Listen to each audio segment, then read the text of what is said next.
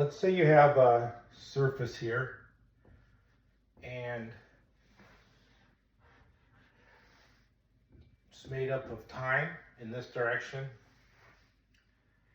and X, Y, and Z, space. So you got time going up and down, space going left and right. And let's say so that's one dimension of time, 3 dimensions of space. So this is a 3-dimensional surface. Now let's say that we want to add in another dimension, a 5th dimension. So we can put little dots in here, let's say. These are dots. And so we use the convention that dots mean that the force is going into the whiteboard, and X's with a circle means the force is coming out of the whiteboard. It's easier to draw dots than X's, so dot means in, X means out. It's kind of backwards, but I don't want to draw X's everywhere. So all these dots mean that from the 5th dimension, there's a force coming in from the 5th dimension that's affecting space and time. So it's kind of like a fan.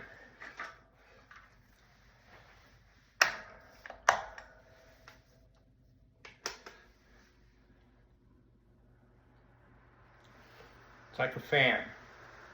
So this air is perpendicular to the whiteboard. So the force of this air is perpendicular to the whiteboard. So I'm representing the force of the air upon this whiteboard with dots. That's the force of the air coming out of the fan and hitting the surface of the whiteboard.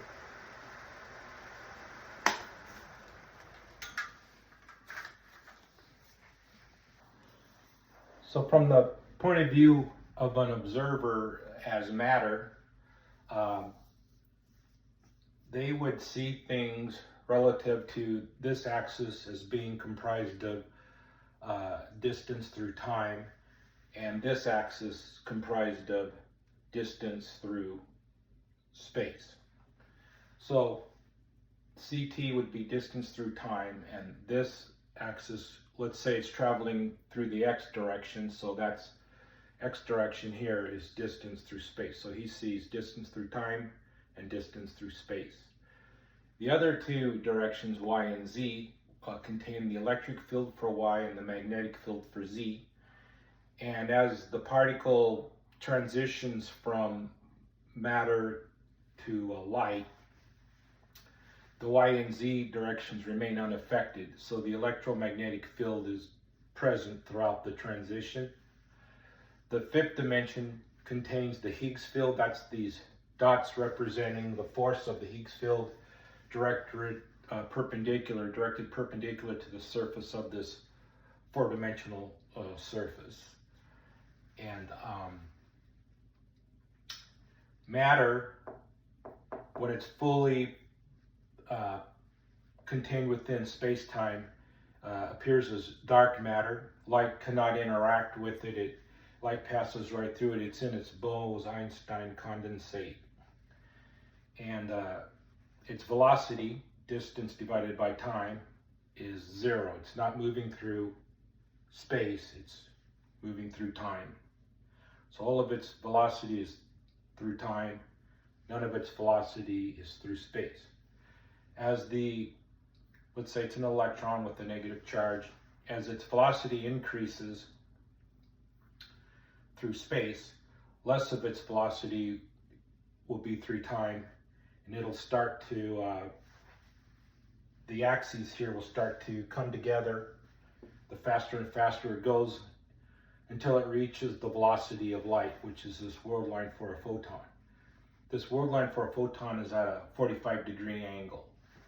And as the velocity increases, the time axis and the x-axis will come together, and they'll both be pointing in the same direction along this line of the photon world line, and there'll be no time or space.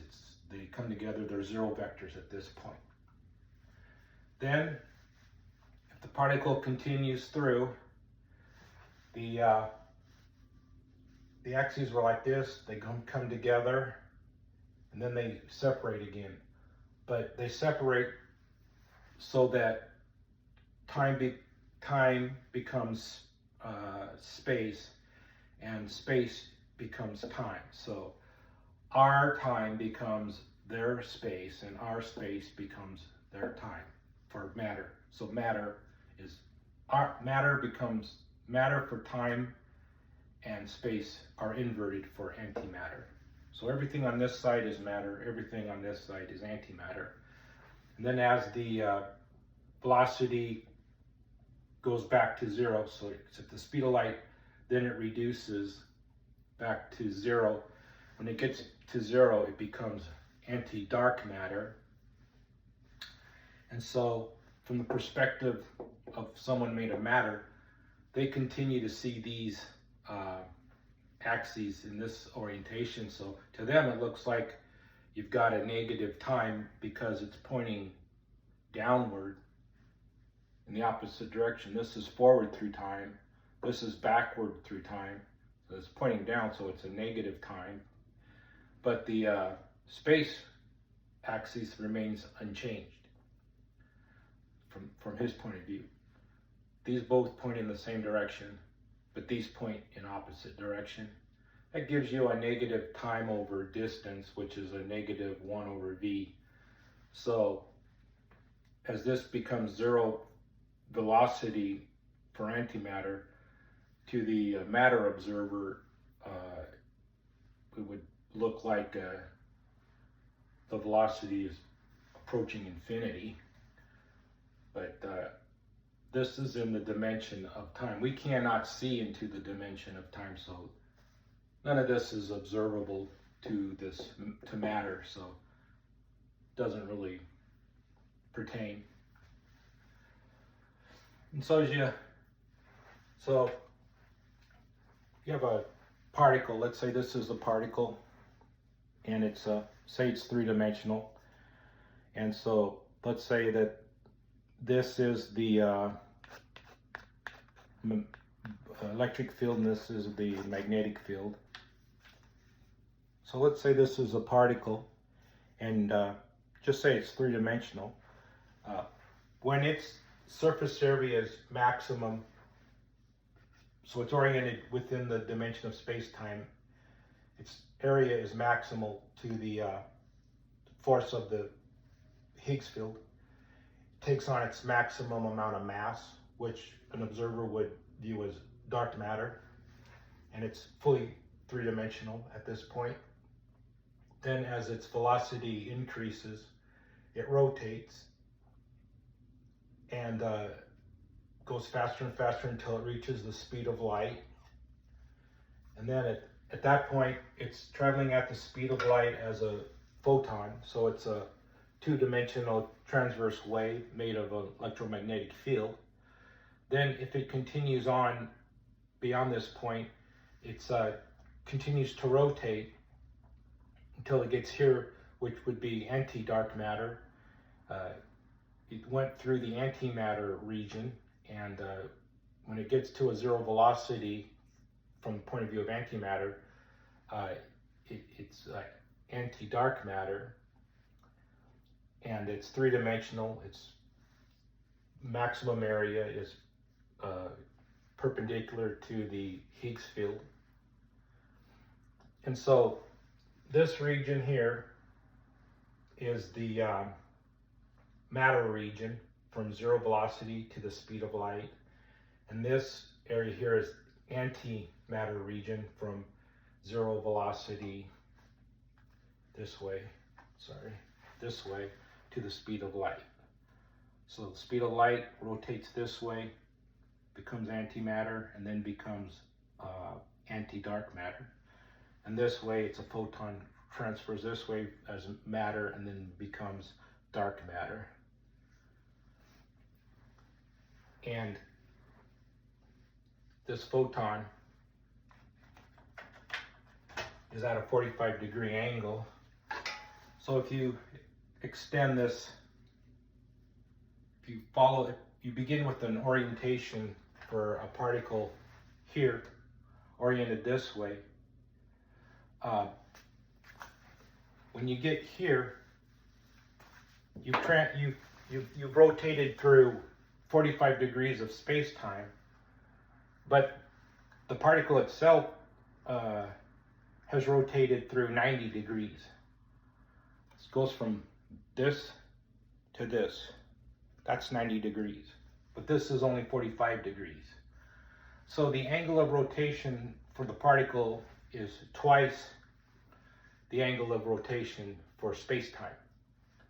And so if you go through a full 2 pi rotation, 360 degrees through space-time, the particle will go through twice that much. The particle will go through 90 degrees, then 180 degrees,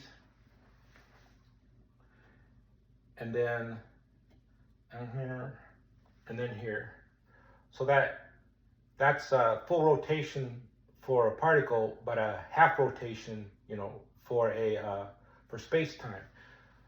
So it's not back. The particle is not returned back to its original orientation. You have to go through this rotation one more time. Like this, you like this, go like that. Then you go like this, then you go like, let me do this again. So you're down here, then you rotate like that, then you rotate like that, and you rotate like that, and you rotate like that. So it took 2 pi rotations of the particle, 2 of these rotations for the particle, for 1 rotation of space-time.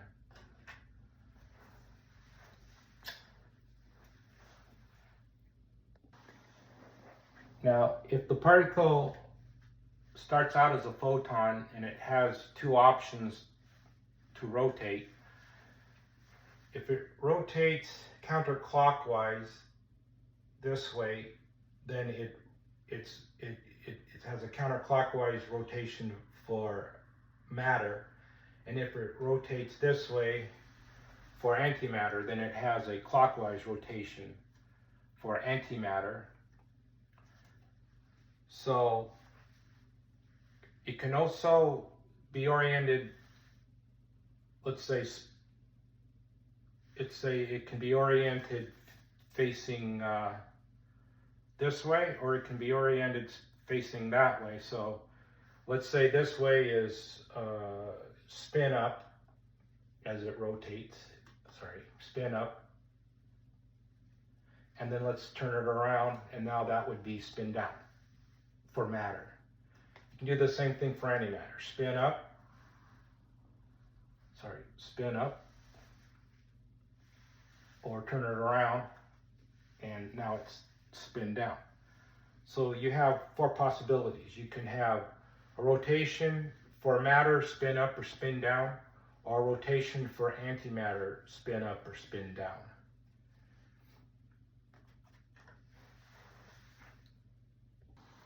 So what we can say is that, let's say you have a galaxy with a black hole at the center of the galaxy, and you have an electron far out in deep space where the temperature is like 0 degrees Kelvin. It's in a Bose-Einstein condensate.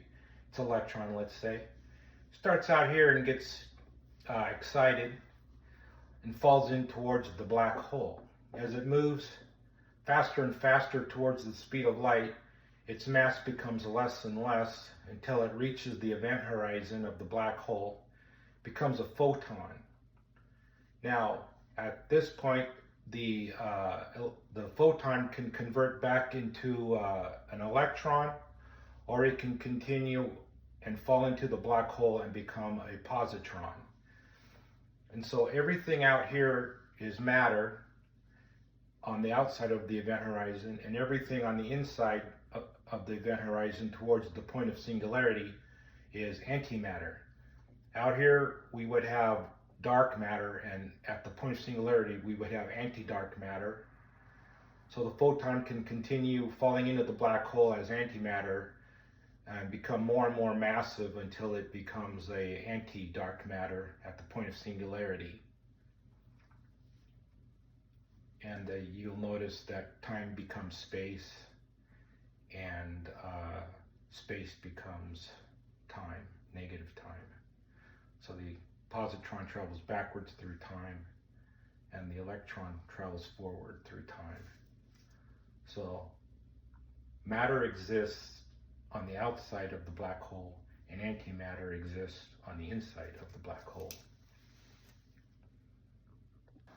Now, what if we were to take this four-dimensional surface and wrap it around itself into a sphere?